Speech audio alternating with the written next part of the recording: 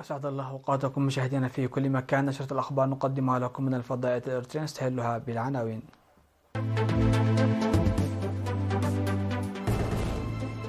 كلية تعد أهل التجارة والعلوم الاجتماعية تخرج 736 طالب البكالوريوس والدبلوم. جمعية مهنية الصحة العامة الإرترية تعقد المؤتمر العلمي السنوي الثالث. مركز تدريب الشرطة وقوات الأمن في دك أمحرة ينظم دورة عن الإدارة. كوريا الشمالية تقول أن إعلان الناتو يحرض على حرب باردة جديدة. بكين تجري تدريبات عسكرية مشتركة مع موسكو في جنوب الصين.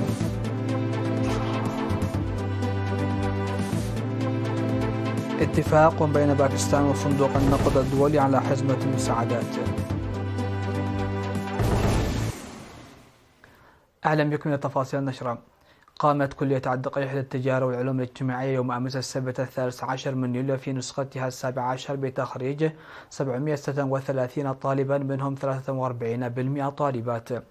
وكان الخريجون 362 بالبكالوريوس و374 بالدبلوم في مجالات المحاسبة وإدارات الأعمال والإدارة العامة والاقتصاد والمالية واللغة الإنجليزية والجغرافيا والتاريخ والقانون والأنثروبولوجيا والمجتمع والخدمات المصرفية وإدارة الفنادق والسياحة وخدمات المعلومات والمكتبة.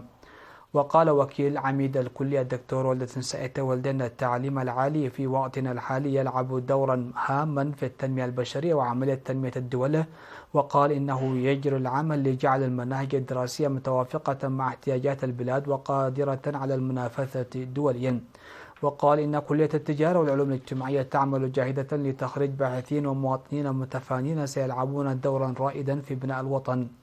وأضاف أنه لتعزيز القدرة الأكاديمية لأعضاء هيئة التدريس بالكلية تم إرسال 16 منهم إلى اليابان والصين وروسيا والهند للدراسة على مستوى الماجستير والدكتوراه. ومن جانبه شكر ممثل الخريجين المعلمين وأولياء الأمور الذين شجعوهم ورعوهم حتى أتى تعليمهم بثماره، وأكد مجددا استعداداتهم لمكافأتهم الشعب والحكومة على العمل المتفاني.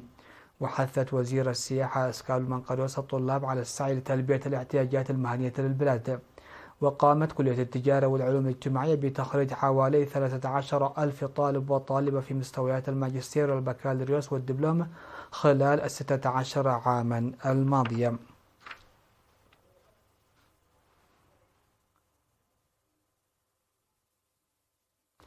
قدمت إريتريا في 12 من يوليو الجاري التقييم الطوعي الوطني الثاني لتنفيذ أهداف التنمية المستدامة في المنتدى السياسي الرفيع الذي عقد في مقر الأمم المتحدة في نيويورك.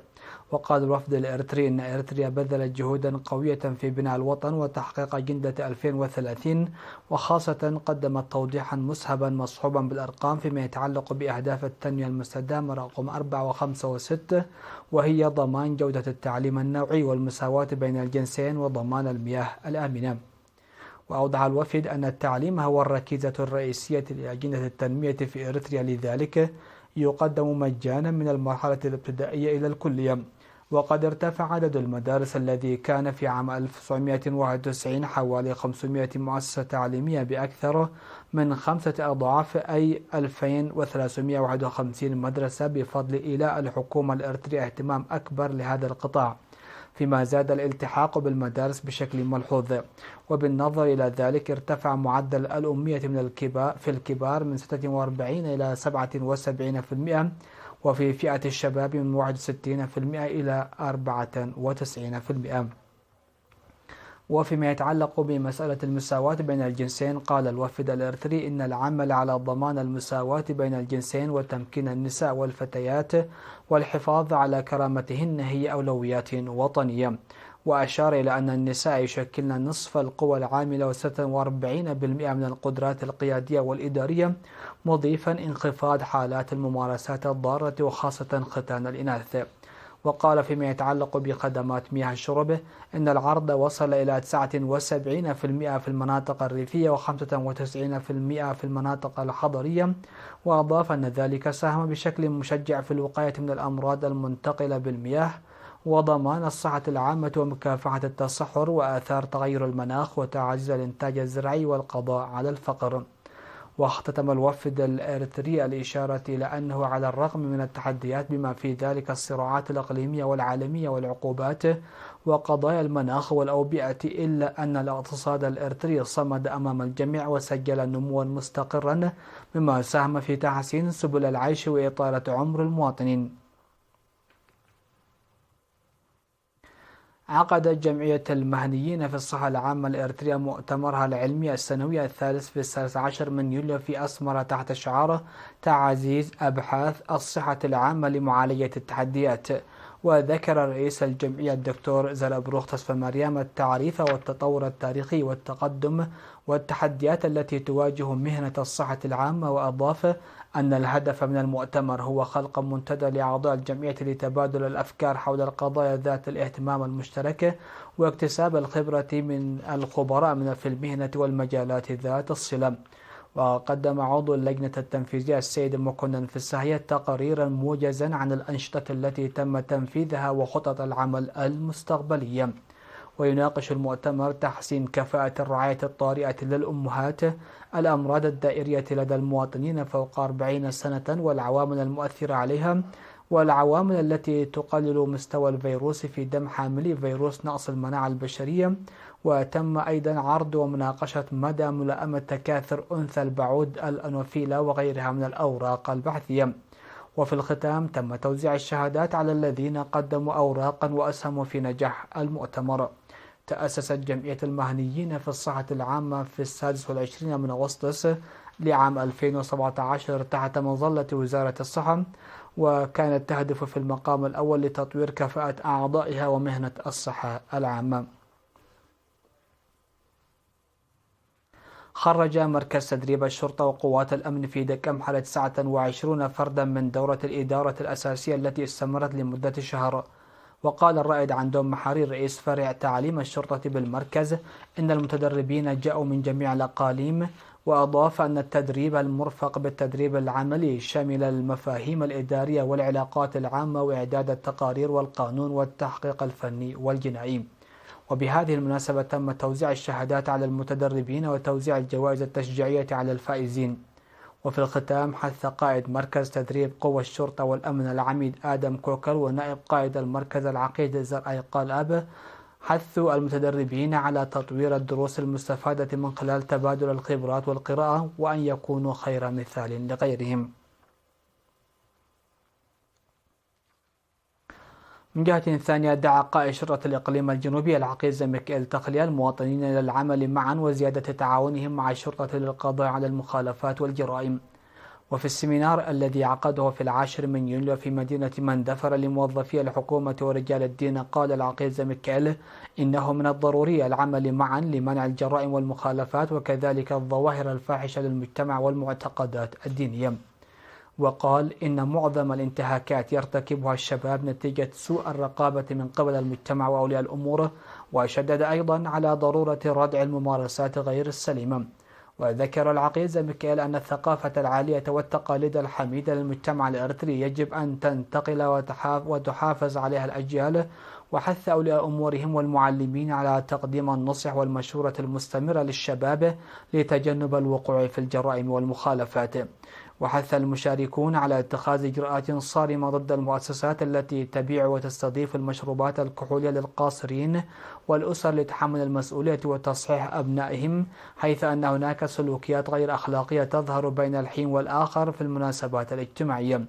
وفي الختام أشاد العقيد ميكائيل بالدور الذي يلعبه أفراد الشرطة المجتمعية في ضمان الأمن المحلي، ودعا إلى اتخاذ الاحتياطات اللازمة لتجنب البرق والغرق وحوادث المركبات خلال أشهر الخريف. وفي الوقت نفسه تم عقد ندوة لأكثر من 300 موظف حكومي في مديرية الدبار لرفع مستوى الوعي بالقانون. وقال قائد مركز شرطة المديرية السيد بإمنة كبرام إن الجهل بالقانون لا يمنع من المساءلة، حثا الموظفين الحكوميين على تعزيز معرفتهم بالقانون والتغلب على كل شيء بوعي والعمل بجد. فاز الدراج الإريتري هينوك من برهان المحترف في صفوف النادي أستانا الكازاخستاني بالقميص الأخضر لمتصدر النقاط في الجولة 23 من طواف شنغهاي الصيني، والتي انتهت اليوم في المرحلة 8.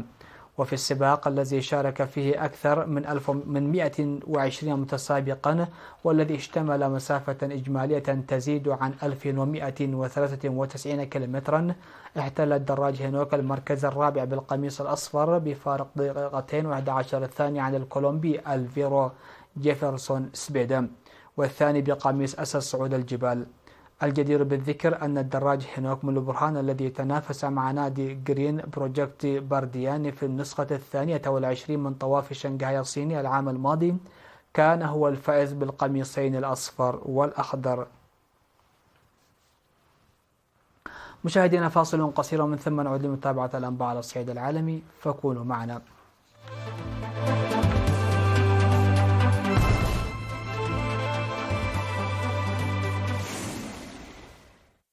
على الصعيد العالمي، نددت كوريا الشمالية بأشد العبارات الممكنة بالإعلان المشترك لحلف الشمال الأطلسي الذي أدان شاحنات الأسلحة المزعومة من بيونغ.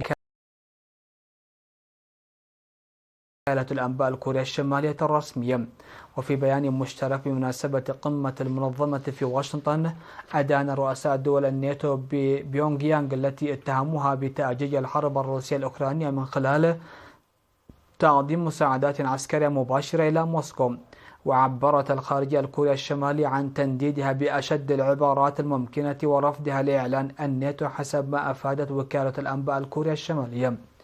ونقلت الوكالة عن المتحدث باسم الوزارة قوله إن إعلان الناتو هو برنامج عدواني يحرض على حرب باردة جديدة ومواجهة عسكرية عالمية، ويتطلب قوة جديدة وأسلوب عمل جديد ضده. أعلنت الصين أنها تجري تدريبات عسكرية مشتركة مع روسيا في جنوب أراضيها بعد ما حذرت طوكيو خلال قمة الحلف الأطلسي من الخطر المتزايد جراء النشاطات العسكرية المشتركة بين البلدين. وباشر جيشا البلدين في مطلع يوليو مناورات جوينتسي 2024 على أن تستمر حتى منتصف الشهر وفق ما أفادت وزارة الدفاع الصينية.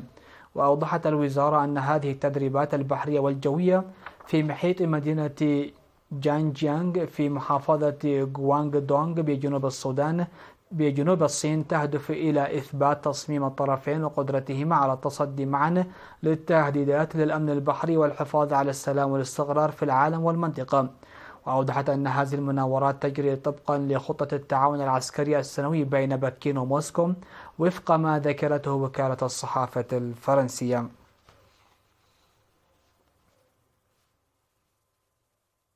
توصلت باكستان وصندوق النقد الدولي إلى اتفاق بشأن حزمة مساعدات قيمتها 7 مليارات دولار لمدة 3 سنوات. وقال صندوق النقد الدولي في بيان صحفي إن البرنامج الجديد الذي يحتاج إلى موافقة المجلس التنفيذي للصندوق يتعين أن يساعد باكستان على تعزيز استقرار الاقتصاد الكلي وتهيئة الظروف لنمو أقوى وأكثر شمولا ومرونة، وذلك حسب صحيفة ذا نيوز الباكستانية. كانت باكستان وصندوق النقد الدولي قد وقعا على حزمة الإنقاذ في شهر يوليو من العام الماضي بهدف دعم إسلام أباد في التغلب على واحدة من أسوأ الأزمات الاقتصادية في تاريخ البلاد، والتي أثارت مخاوف من احتمال تخلف البلاد عن سداد ديونها الخارجية.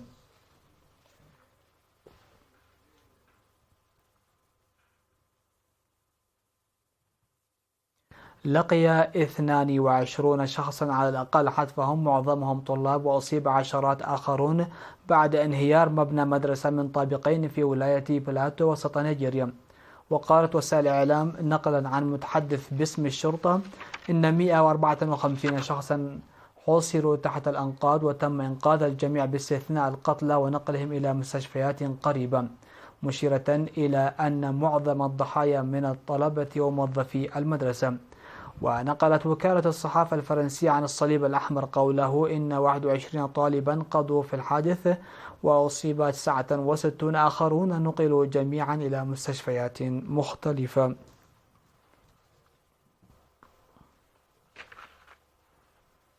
نختم نشرة هذا المساء بالتذكير بأهم وأبرز العناوين.